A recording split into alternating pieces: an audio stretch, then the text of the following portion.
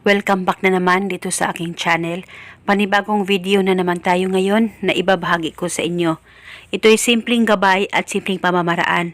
At kung bago sa channel ko, ay huwag niyo pong kalimutang mag-subscribe at pindutin ang notification bell para palagi kayong updated sa mga bago kong videos.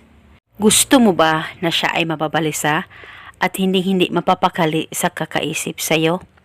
Lalong-lalo na ngayon na may tampuhan kayo sa isa't isa at ikaw ay block sa lahat ng contacts niya.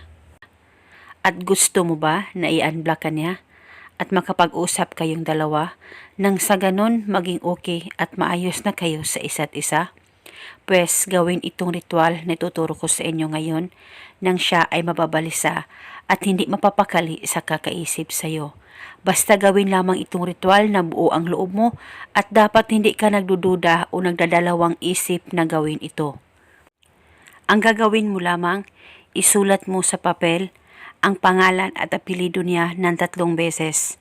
At pagkatapos kumuha ka ng baso o garapon, babasagin po ang pwedeng gamitin sa ritual na ito. At ilagay mo lamang itong papel na sinulatan mo ng kanyang pangalan. Pwedeng tupiin at pwedeng hindi tupiin, basta isilid o ilagay ito sa baso o sa garapon na inihanda mo. At pagkatapos mo nang malagay ang papel sa baso o sa garapon, kumuha ka lamang ng kahit 1 kutsarang asin at ilagay o isilid mo rin ito sa baso o sa garapon kasama ang papel. At nang malagay mo na lahat, hawakan mo itong baso o garapon. Mag-focus at mag-concentrate ka. Pakaisipin mo ng maigi ang target. Mag-focus at mag-concentrate ka at dapat wala kang ibang iniisip kundi siya lamang. At pagkatapos, ibulong mo ang spell na ito.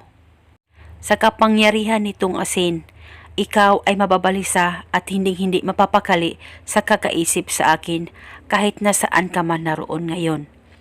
Ibulong mo lamang ito ng 3 beses. Pwede mo dagdagan o ibahin ang hiling kung gusto mo, wala pong problema. At pagkatapos, itago mo na itong ritual. Pwede ito ilagay sa ibabaw ng iyong kabinet o di kaya sa ilalim ng kama mo o kung saan safe na walang makakakita at makakaalam. At itago ito hanggang kailan mo gusto. At wala na po kayong kailangan pang ibulong na spell. At hindi na po kailangan pang takpan itong ritual, basta itago mo lamang ito. At ito muna sa ngayon. Maraming salamat po sa panonood. May God bless us all.